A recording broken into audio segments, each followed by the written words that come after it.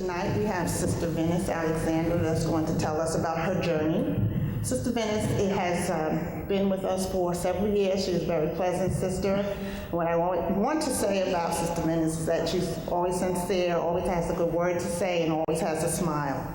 And she will tell you her journey, so I don't want to go into too much about her. She will tell it to you. Okay, thank you for coming, and let's listen to Sister Venice, and then we'll have a question and answer session afterwards, inshallah.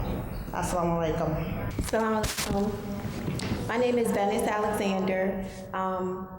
I approached this Nurdesha. I wanted to do this because I feel like the sisters are good inspiration and good motivators for each other, and I feel like the story or the journeys of the sisters are different from the brothers in many ways, even though I feel like we benefit from hearing those stories and those journeys that the brothers have made. I think that the sisters have different journeys and different obstacles to overcome.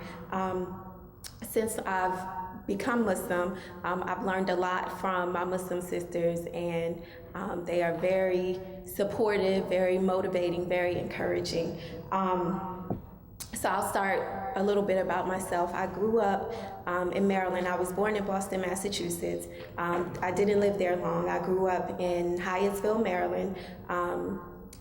And I've been in Maryland since then. I'm the second of three girls. I have an older sister and a younger sister. I am the only Muslim in my family, which has not been very easy. My parents are from the South. They're from a small little town in Southern Virginia near North Carolina. And so a lot of my upbringing was I would say Southern, so to speak. They're from a very rural town. So when we have family reunions, sometimes it can be a bit awkward because I am the only Muslim. I grew up as Christian. Religion was very much a part of our family. We went to church every Sunday, and I was very involved in the church. I was on the church choir, and I served on the junior usher board. I served on the youth committee, and it got to the point where the older I got and I learned how to drive, I would actually kind of get up, and some mornings, my parents may not go to church. I would get my younger sister, and we would actually drive to church on our own. And so it wasn't that I was forced to go. I went willingly, and I was actually baptized in the church as well. The older I got, I always felt like one's relationship with God is such that it's very personal and intimate. And there were a lot of thoughts that I had that I did not choose to share with my family because I knew that those feelings or the thoughts that I had may not be accepted by them. But some of the thoughts that I had to myself sitting and listening to church services were more so, what am I getting out of this? I would go and I would listen to the preacher preach, and it was more of a preaching and not a teaching, and a lot of pomp and circumstance, for lack of a better word. And for me, I left, and there was a lot of emotion in the presentation of the pastor. But at the end of the day, when I walked out of church service, I felt like I needed something to carry me through. And there were times where I did feel like that, but there were other times where I just felt like there was something missing. So my first introduction to Islam, I would say, was throughout my schooling. When I went to school, we were introduced to different religions. I went to public school, so we were introduced to different religions within the curriculum, and also from my peers. went to pretty diverse schools, so I learned a lot about other cultures and other religions there. I actually had a classmate in high school whose name happened to be Muhammad, and he was on the track team. And I remember one time Muhammad was very grouchy, and we had calculus class together. For whatever reason, we were doing group work, and he snapped snapped as in shouted at one of the group members, and it may have been me. But then he came back and he apologized, and he said, "Venice, I'm very sorry. I didn't mean to be rude. I didn't mean to be grouchy." And he explained to me that it was the month of Ramadan, and he was fasting. And at that point in time, I want to say it was kind of warm. I don't remember 100%, but that was more so the first direct experience I had with a Muslim. And so from there, throughout life, I went to college, and I met other people at my college who were Muslim. They were always very friendly, and they were nice, but at that point in time, I didn't think, oh wow, I want to be Muslim. It wasn't until I got married, and my husband, this was my first husband, he was Muslim, and I was introduced, well, before then, my sister-in-laws at the time, they were always very, very good to me. They were Muslim, they are Muslim, and they always had very positive things to say. They didn't push me out of their circle because I was not Muslim. We were family, and so they really embraced me and welcomed me into the family. And where they went, they invited me to go. It wasn't a push or a mandate that they put upon me. It wasn't anything where it was like, okay, well, you know, you're not Muslim, so you can't go with us to this particular occasion. So actually, as a non-Muslim, I attended a few halakas with them. And then there were other more casual sisters get-togethers, like I remember going to a Pampered Chef party where sisters just kind of gathered and they ate and they talked, and I also remember going to a Scrabble tournament, and everything was very, it wasn't a big religious push while I was there, but you could tell that they were very much, they were on a certain path, and it was much different from one that I was used to and I had grown up with.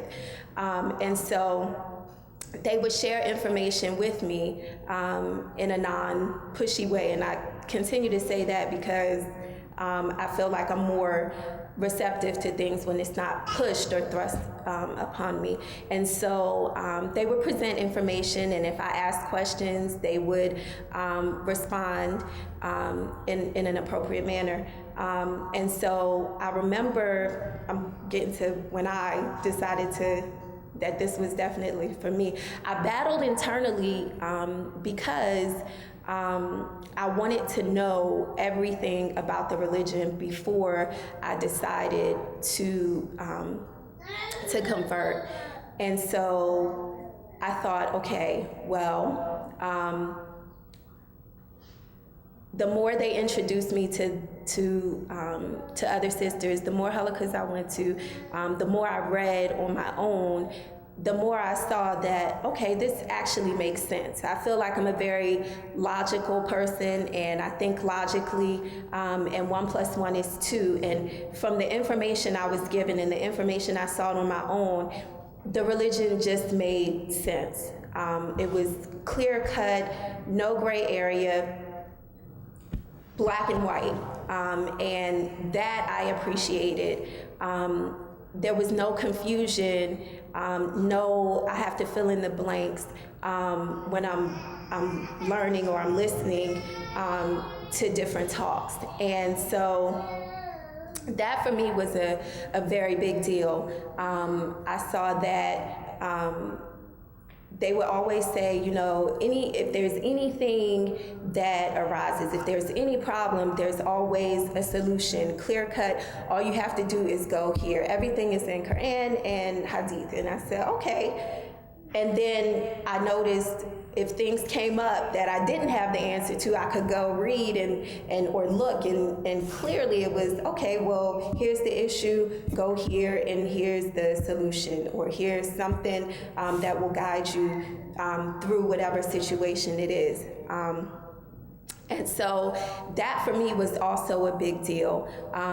The other thing that I thought was like a push for me was that the language of the Bible that I read has so many different interpretations, and that's what it was, an interpretation. And I looked and I thought, okay, well, maybe there's this original form, and as crazy as it is, I said, well, maybe I should try to find the native language, or whatever language the original Bible is supposed to be in, and then, I can study that, learn that, and then kind of get what it didn't come about. And so one thing that I thought was awesome was that within the Quran, there is an original language. There is that, okay, this is Arabic, the Quran is written in Arabic, and it is the same in this Quran, and this Quran, and this Quran. It's the same, whereas the Bible has so many varying variations. So, with that said, I remember very clearly driving down this particular road, and I was with my sister-in-law. We had a conversation, and I shared with her that I really wanted to become Muslim, but I was nervous because I felt like I didn't know everything that I was supposed to do. I felt like I wanted to be able to perfect the religion once I converted to it. I wanted to cross all my T's and dot all my I's and do everything just right, and be able to talk the talk and walk the walk. And she shared with me, Venice, it's not really like that. It's something that you're always going to be learning. And, inshallah, you'll get better and better and better, but you're not going to know everything at one time. And so she said to me,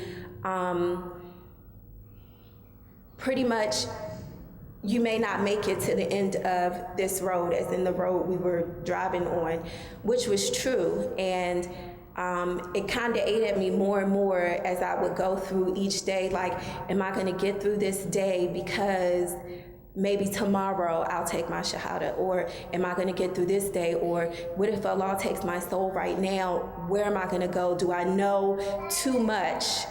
Because like I said, I had been going to these halakas, and I was finding out information. And so once we got home, after we traveled that room, I said, I'm ready. And at that point in time, we got back and I took my Shahada. I did not, I know it's a lot standard a lot of times for people to take their Shahada in the masjid. I was not in a masjid when I took my Shahada. My husband at the time did not know that I was even thinking about becoming Muslim. My exact words to him were that I will not be Muslim. This was the months prior. I will not, but Allah knows best, and I am.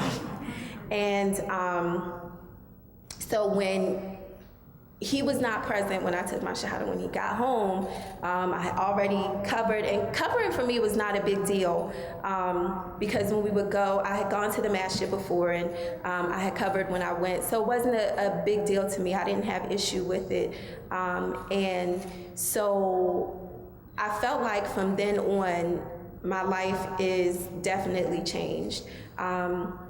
I felt like I had more of a purpose, so to speak. I felt like I had more of a guide and more of a path to go by, more directions, more instructions. I felt like, okay, here's the roadmap, and I'm good to go now. It was very much a relief. I felt like there was a burden that had been lifted off of me. But at the same time, there was a burden that was placed upon me. I was 23 when I took my Shahada. It was January 11th, I have the date, January 11th of 2002. And so afterwards, I was very excited, I was happy, I felt very refreshed. It was kind of short-lived because then I had to break the news to my family. I would like to say that you know, they welcomed me and they were happy and they supported me, and you know, everything was happily ever after, but that was not the case. I waited for about a week because I just wanted to be happy. I wanted to enjoy the newfound religion that I had and what I was. I'm now a Muslim, and I wanted to enjoy that. So I waited. I remember I took my shot. I don't remember if it was a Saturday or Sunday, but I remember it was a weekend. And it was a little awkward because when I went to work, I left work Friday evening, and you know, I might have had on jeans and a t-shirt, I don't know. But when I came in Monday morning, here I am covered from head to toe. And it was awkward because a lot of people didn't say anything. It was just like, oh, good morning, how are you? And I feel like for those people who approached me and said something like, you look a lot different, what's going on, why are you wearing that? That made it a little easier, as opposed to people who didn't say anything. Then I felt like, oh my goodness, are they talking behind my back? I know they noticed something, but let me just continue on, you know, with this day. And eventually some of them came around and they would ask questions like, okay, what's going on? What happened to you? And I didn't have a problem sharing that. So moving forward, about a week later, I called my parents. I spoke to my father, and it was a very quick conversation because he ended up hanging up. He said, I said, hi, Daddy, how are you? And I said, well, you know, I called. I just wanted to let you know that I am now Muslim. And I remember his words were, well, I know. And he hung up the phone. So I was very hurt, and I remember crying. But I had to pick myself up. It wasn't that I was gonna say, okay, well, you know, my dad is not okay with it, so I can't do it. It was one of those things. It was very challenging, but I forced myself every week, and it may have been on the day, but every week I said, every week I'm going to call and at least make an attempt to communicate. I didn't want them to think that here I am, you know, I found this new religion, this is who I am, and now I'm some totally different person. I feel like this was within me all along, and it just made me that much better. And I wanted my parents to see, I wanted my father to see that I'm that much better because of this. He did it right away, and I'm saying my mother didn't have much of a problem with it. Her issue was, well, why do you have to look so different? And, you know, I think she felt like, oh, you're really oppressed. But like, Mommy, it's me. And I felt like I wanted them to trust that they raised their daughter in such a way that she would think for herself. She would do things that she felt was best for her, and not because someone else had made her do it or brainwashed her, as my father likes to say. He felt that my husband at the time had, quote unquote, brainwashed me into accepting this religion. And that to me was an insult, because to me that's saying, Venice, you're not able to think for yourself. And so you allowed someone to put thoughts in your head and you went with it. And I felt like my father knew me better than that. But I found out later that it wasn't necessarily that. It wasn't until I ended up divorcing, and he saw that here I am, a woman, a single mother, and she's still with it. And I stayed with it. And I think that was the turning point for my father, when he saw that on my own, without a husband, without what he considered being my brainwasher, without that there, she's independently continuing to follow this religion. And I think that's when he kind of made a turning point, or he kind of made a turnaround just a little bit. There are some issues that he still has, and it's rooted in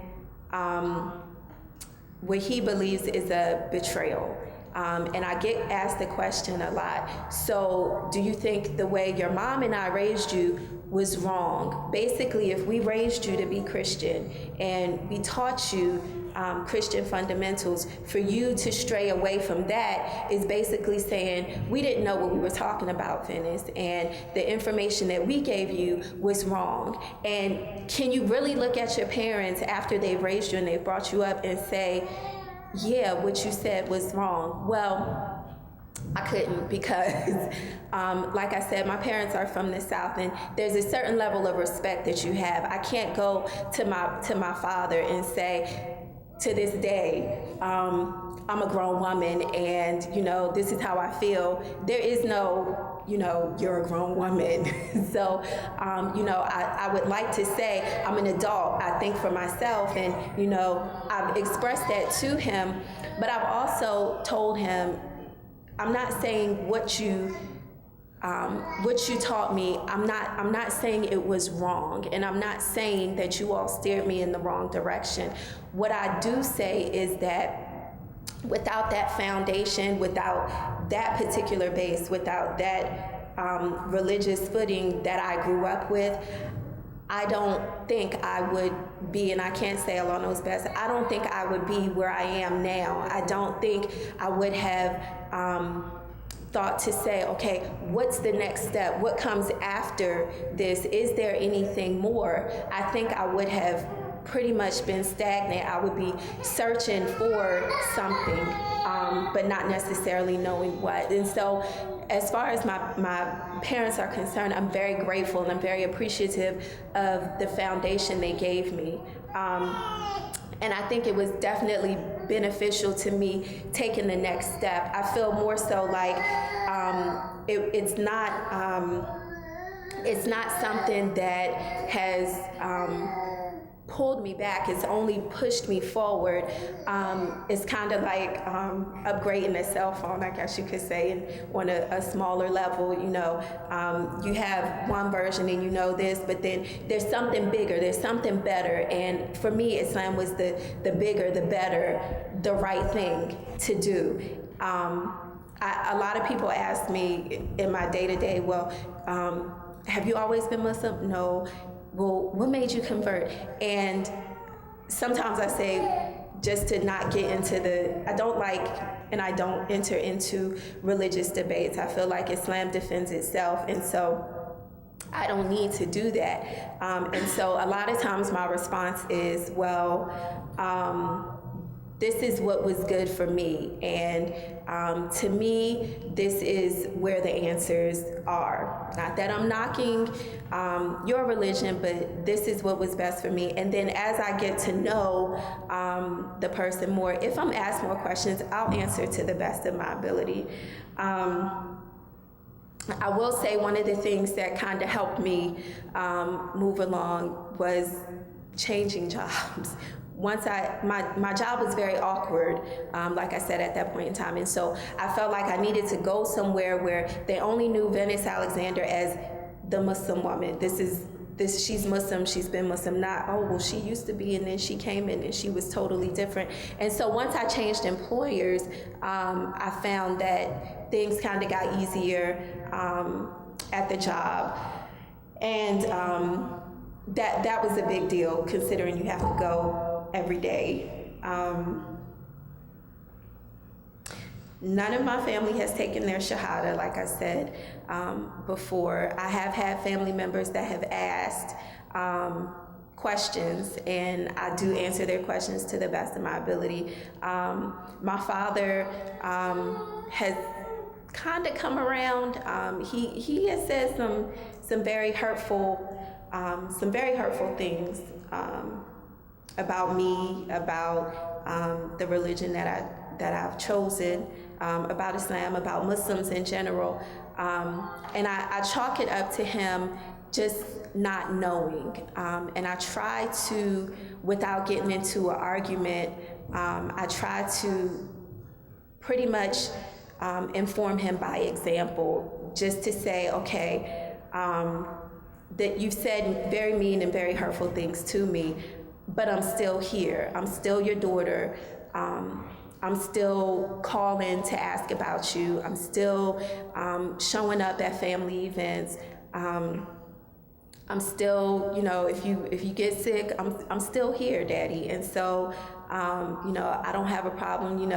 You may not like it, but if inshallah, you get to the point where you're old. If you need someone to come and tend to you, I'm still Venice. I'm still your daughter. I'll still be there. So you can fuss and cuss, but this is me, and I've been disowned. I've been reclaimed, and I feel those are just the struggles as Muslims sometimes we have to go through, and alhamdulillah, I've only been stronger for it. As far as the community embracing me and supporting me, overall I've had a very positive experience at the masjids that I've attended. I feel like PGMA has always been my, so to speak, home masjid. I found a lot of, or they found me maybe, really good sisters that have been supportive. When I first started attending, my son was very little, and that was a bit nerve-wracking. I will honestly say I did stop coming as regularly as I did because I felt that I didn't want to cause a ruckus, and I didn't want him to run around, and I was a bit nervous. I didn't know all the proper etiquettes, and he's a good kid. He's bigger now, but he was a good boy, and he didn't run around. He didn't scream and holler like my daughter has been now, but he's been a good one, and wherever I was, then the sisters knew him. He was literally attached to my hip when we came to the masjid. He since has kind of come to the brother side because he is getting older. Fortunately now I'm remarried, and my husband is able to take him, bring him to the brother side. One of the things that I will say was was pretty challenging for me was that when he did start to get older, and I knew eventually he would have to come over, it was, okay, well, how do you do that? You don't know any brothers over there. What do you do? And then there's this whole, children, you need to stay with your parents while you're in the masjid. And so for me, it was, as a single mom, it was kind of confusing. And so I would kind of send him over and say, give him the rules. Make sure you don't stand near any little kids. Make sure you stand between two brothers. Introduce yourself, give them salams, make salat, and as soon as you're finished, come right back over. And he was good about doing that. But then I thought more so, what do you do if you're not in that situation? Is there anything that's established that says, okay, these boys can come over, let's put them on the front row? I don't know. I didn't know, and I won't get too deep into that, but alhamdulillah, he's good now. As far as advice I would give to other people considering converting to Islam, I think the main thing I would say would just be just to do it. Don't hesitate. Tomorrow is definitely not promised. Life is short. We're not perfect as Muslims, but I always say to my husband, I'm definitely a work in progress. I'm always going to be, inshallah, a work in progress. When I stop progressing, then that means Allah has taken my soul. And I would definitely say, just don't put it off. Just do it. Just go for it and do it. And I believe that's it. Oh, does anyone have any questions? Yes.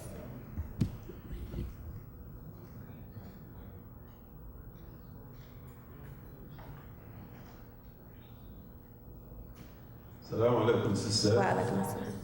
Yeah, my name is Roman Fofana.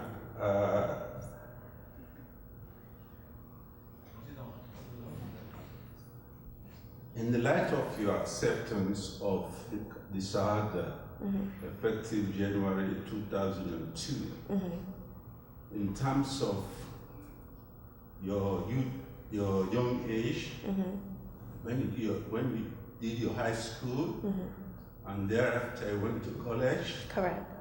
of these three spheres, which is your biggest achievement? After accepting Islam? Yes. Accepting Islam, your high school days, Or my college. university, and the acceptance of Islam, January 2000, which is of these three spheres, which is the biggest achievement in your life? Oh, hands down, I would definitely say accepting Islam is 100% my biggest achievement. I would not trade that for anything. Absolutely.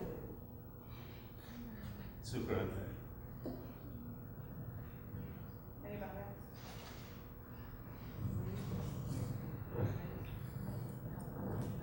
There's a sister. I have a sister here.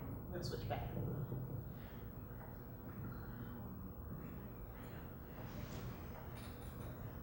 What was the lapse time between the divorce and the remarriage?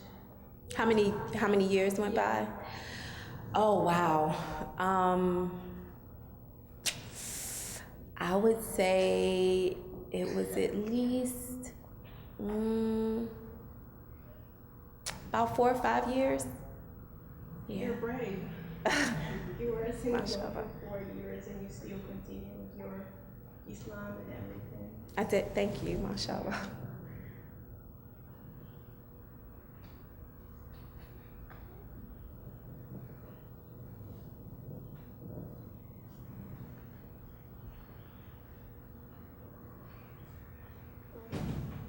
So, I know that you said when you called your dad that he wasn't like all about you becoming Muslim. But now that when you were a Muslim and you were alone and he called and you would call him, did you feel like you were supported by anybody? This is my son. Yes, Issa.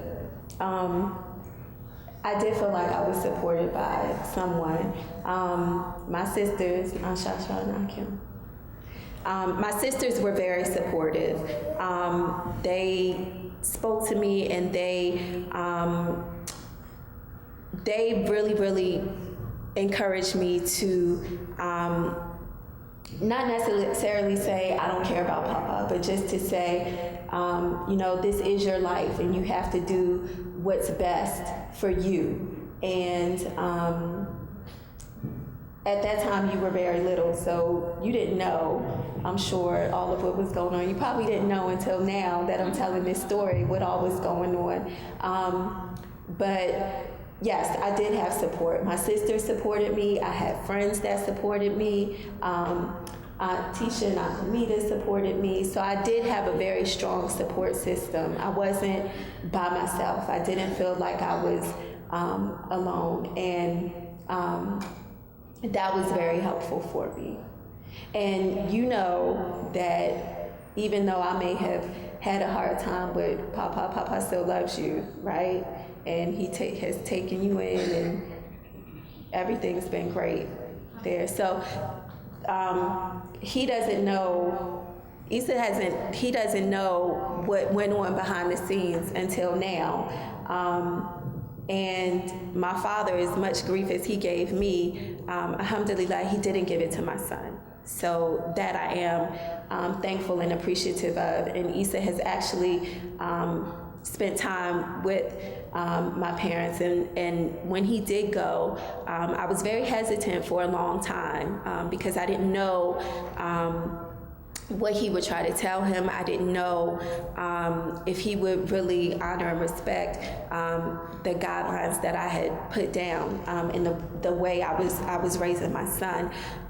He did, and he reassured me before I left him down there. He said, Venice, I will respect your wishes, and I will do right by your son. And he did, alhamdulillah. Assalamu alaikum. Wa alaikum assalam.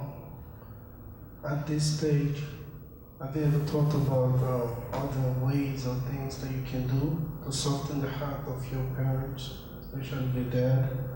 Have you ever thought about inviting him to attend Islamic occasion, maybe like my journey to Islam, or something like with everything that you think he might be interested in, especially you know more than that. I have considered that. I've thought about that, and you would kind of have to know my dad to know. You have to kind of tread lightly. When I remarried, he was not able to attend the nikah, and I don't know if it was because he didn't want to come, but he gave his blessing, and my mother came.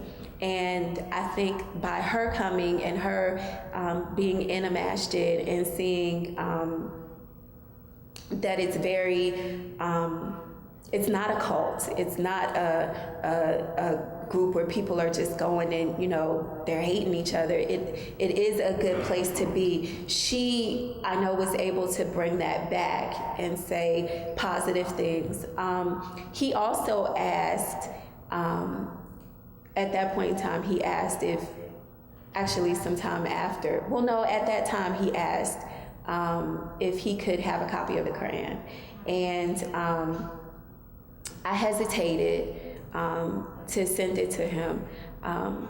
Since I've been married, my husband has actually, he's asked my husband, and he's actually, he took some great time, alhamdulillah, to go and find him some Quran that he would be able to read easily. And so he's in the process of getting that to him. My father is one that, it's funny because he's not Muslim, and he can be very hard and very harsh, and not always nice at times. But it's interesting because if I had to look at my entire family and say, who would I choose or who would I think would accept Islam, it would be the person that everyone else would think wouldn't. And I would think that one day, inshallah, it would be my father. Inshallah.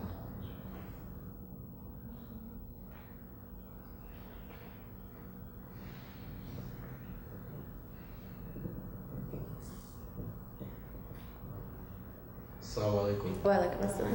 I have just one question. Were your relatives, like, were they surprised that you converted to Islam?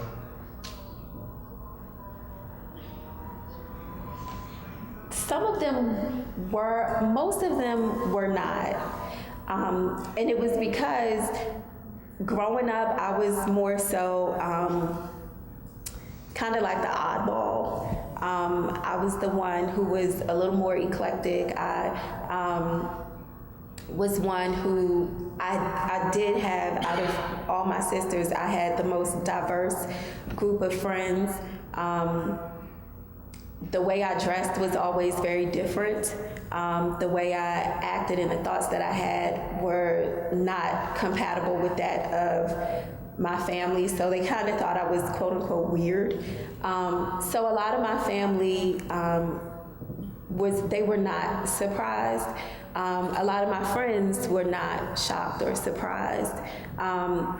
They would say, you know, if anyone was gonna be Muslim, I would have thought it was you, because you've always been very, very peaceful, very calm, very mellow. Sometimes I'm not calm and mellow. My husband's probably chuckling, but at that point in time I was. So I don't think they were most of them were not very surprised. Nana support you? Nana didn't know, this is my daughter. Nana Asma did not know me at the time, but my Nana, oh, your Nana Gwen. Okay, my mother was supportive. She was not all the way understanding. Nana Gwen was a little hurt because we talked all the time. This is my mother. I talked to my mother all the time. Me and my mother were very, very close.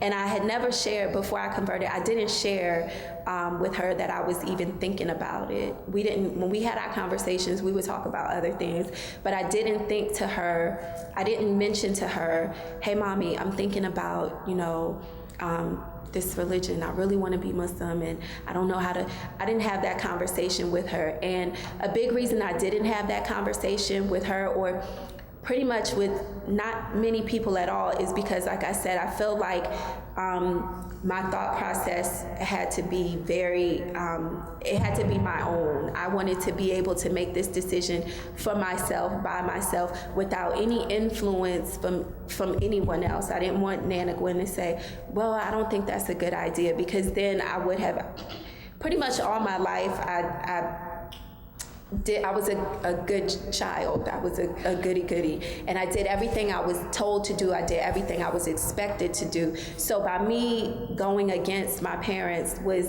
definitely not the norm of how I was as a child.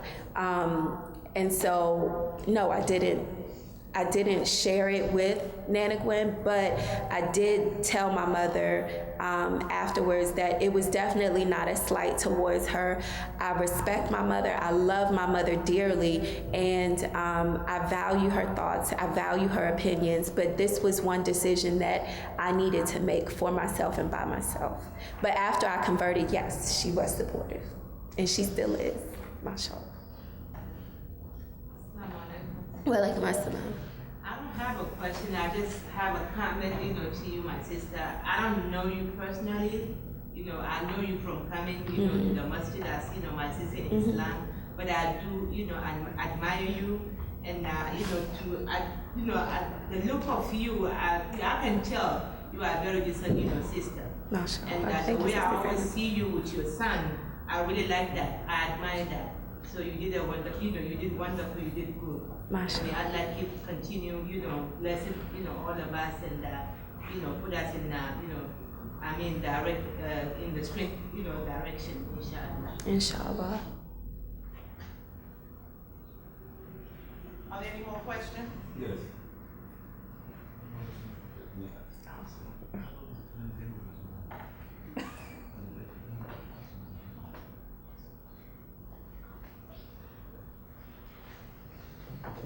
Once again, Walaikum assalam. So what will be your message to family members, so also to friends and non-Muslims, that will help enable you to let them come over in your journey to Islam? I've actually invited friends and family members not to this journey to Islam, but when I want to say it was one of the first presentations of Journey to Islam, I invited a lot of family members and friends, and most of them did not come, but some of them did. I think for the most part, the ones who came, they received information. Inshallah, they're reading it. What I tend to do is try my best, like I said, to be an example, in such that if people see me doing and being this good person, then maybe that will encourage them to say, okay, what is she doing? Let me do or let me go where she's going.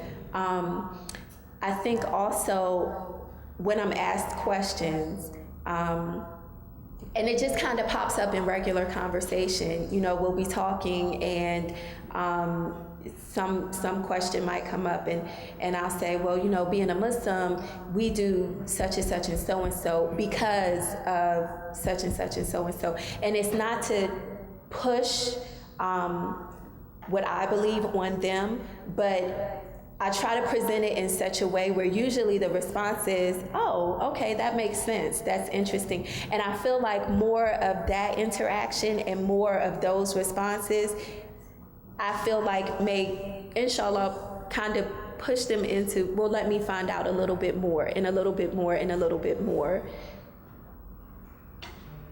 And I'd like to add a comment to that. Regarding your father, ask your father if he believes in preordination. So preordination is being established by Almighty Allah, that whatever today that is happening in our lives, He has preordained it 500,000 years before it is happening today in our life. So what's your choice you have made is not your power, it is the power from the Creator, the Maker, who has enabled you to accept Islam. And the key to paradise is that kalima. I explained things to him.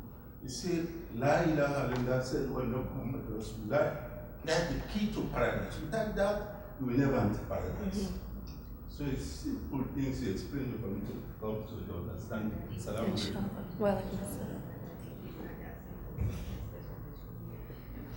Just a simple question.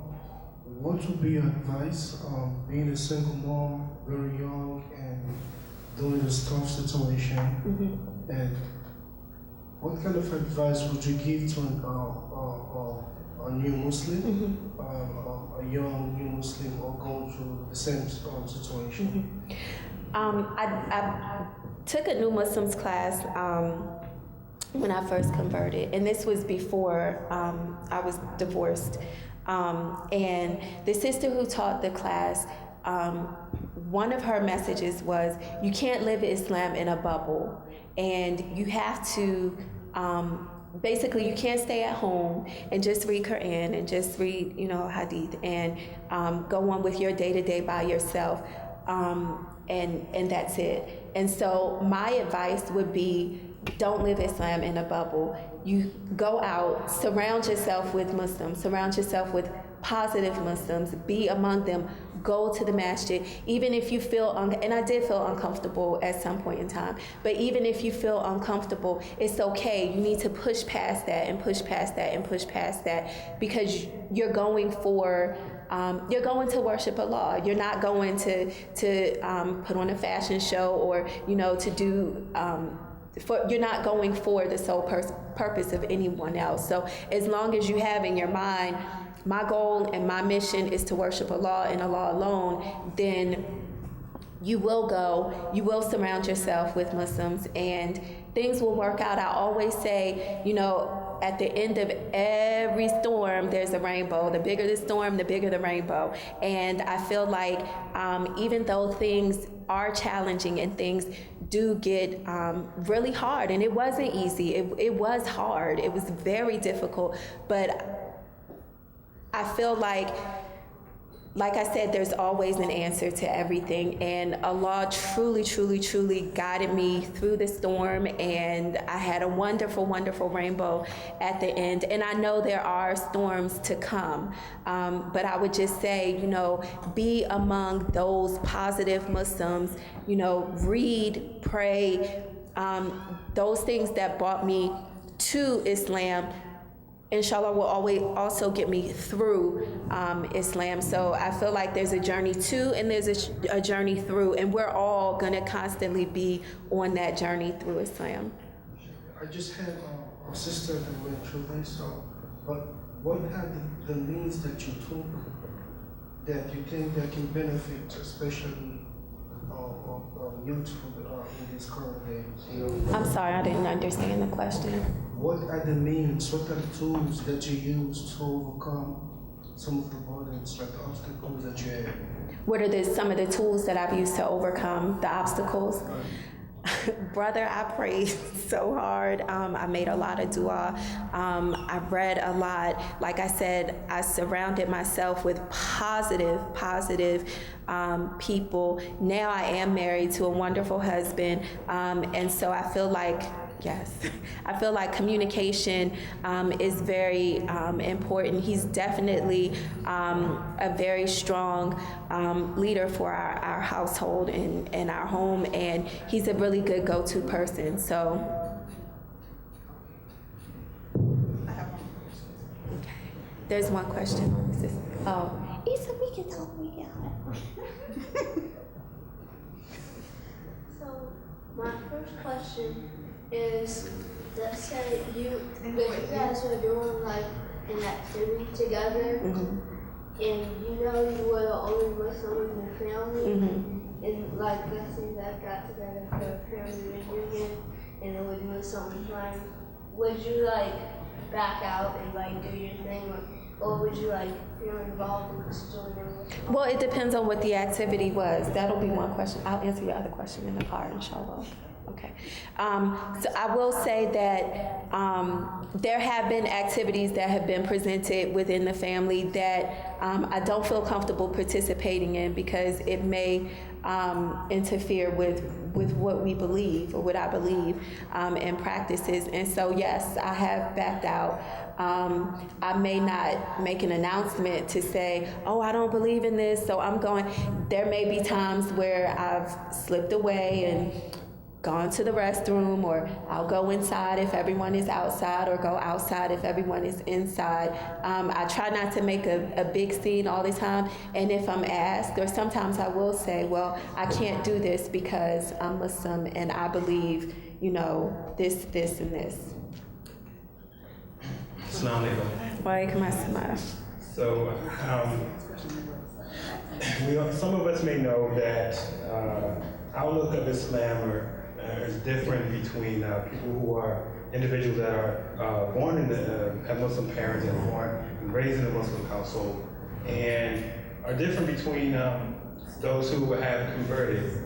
So now that you have a husband who was born into Islam, what are some of if you can give some advices, what some of the challenges are, some of the strengths and weaknesses and hurdles that you may have to, how does that kind of help, inshallah, with your journey through Islam? That I have a husband who was born and raised in Islam. The differences, some of the differences, you see some of the differences in the thought processes of the patterns with those individuals who were born into Islam, and between those who are converted. So how does that kind of, first of all, I guess, what are some of the challenges that have presented themselves to you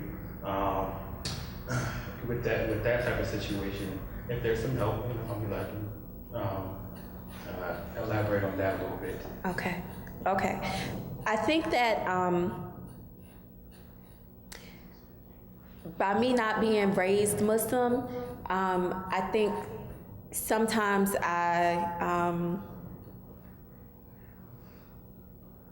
and I don't know if this is necessarily a difference between those who are raised Muslim and those who are not.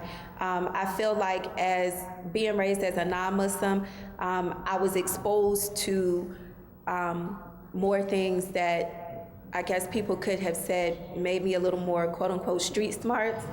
Whereas I think that a lot of times, this is just my experience, and I don't know with 100% certainty. Sometimes people who are born and raised as Muslims, I don't want to say are sheltered, I want to say are shielded from things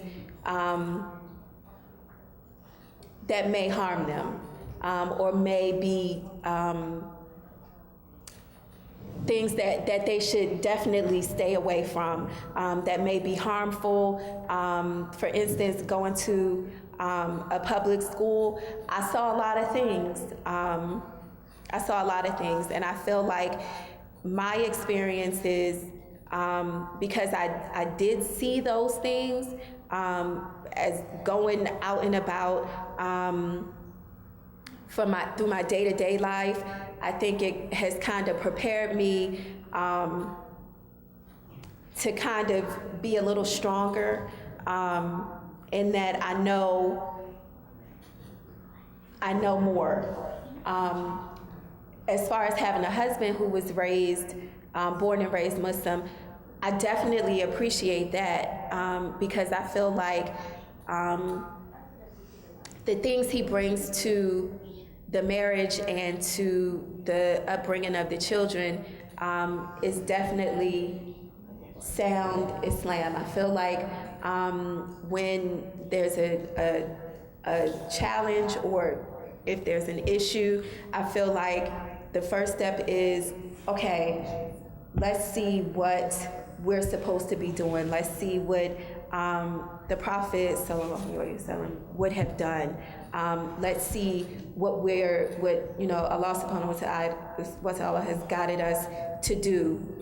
And not so much just thinking off the cuff like, well, I feel like we should do this, or I feel like that. There's a lot of, I can appreciate the fact that there's a lot of feeling and emotion that's removed, and it's just, okay, I'm gonna do this. I can also appreciate the fact that I appreciate it, and sometimes I don't like it at the same time, in that if I want a response to something, it's, well, what about this, and what about this, and what about this? And it's, well, I don't know. That weight, I think a lot of times as women, we want an answer or a response immediately, whereas, I have a husband who will say, let me find out. And that pushes me to be patient, and also respect the fact that he's not just trying to give me an answer just out of his head as to what he would do, but more so what we should be doing. Alhamdulillah. We have 2 more comments, and that's it, then we're going to end at that point. Okay. Assalamu alaikum. Wa alaikum assalam. Yeah, my comment and also an advice to you, my sister. Regarding, your father. He's your father, you know your father. Mm-hmm. Nobody had to tell you, how to, deal with your father. Mm-hmm. And sometimes when it comes to parents, dealing with situations like this is not that easy. Mm-hmm. So my advice to you is, try more creating comfortable environment. Mm-hmm. Being more comfortable around him or him around you. Mm-hmm.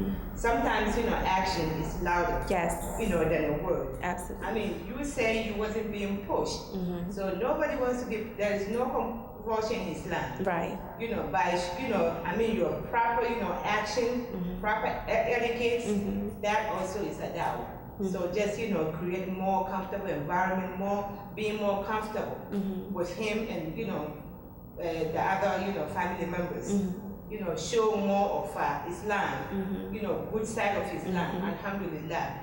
The way I know you, you are very, decent, just, be more comfortable, make them feel more comfortable around you and show them the good side of Islam. By doing that, I think, it's just enough by just, that you have to, say the Shahada, you have to, pinpointing this, pinpointing that. Guidance comes from Allah. Just, give them the, being comfortable. I think that's my advice to you, to your dad. Thank you. Assalamu alaikum. Wa alaikum assalam. one more, sister, and then we'll wind the program down shortly. Assalamu alaikum. You mentioned earlier that when you married your ex-husband, you told him that you will not become Muslim. Mm-hmm. What made you feel that way? Did you ever feel pressured by him, or? Yes, I did. I felt very pressured, and it's interesting you say that because a lot of times I would read, but I would always do it when he wasn't there, and I would wait until he left, and then if I heard him coming in, I would run back, put the Quran right back on the shelf exactly the way he had it, and I would never tell him, oh, I read such and such and such and such. So we didn't have discussions about. Well, I'm not going to say we didn't have any. We didn't have many discussions that I initiated about Islam. So yes, a lot of times I did feel very, very pushed. Yes. Assalamu alaikum. Wa alaikum assalam, Sister Fatima. Some of your sister friends here are just so proud of seeing you up there speaking and telling your story. We remember you when you first came to the masjid as a young mother, single mother, and knowing your personality then and looking at you now. Alhamdulillah, you just blossomed to a beautiful, beautiful woman. And inshallah, Allah has many, many, many good things from you, for you and from you. And inshallah, you'll set the example for other Muslims, new Muslims, and older Muslims, whether they were born in Islam or they reverted back to Islam. So inshallah, keep doing what you're doing. You're making us all proud. Alhamdulillah. Thank you so much.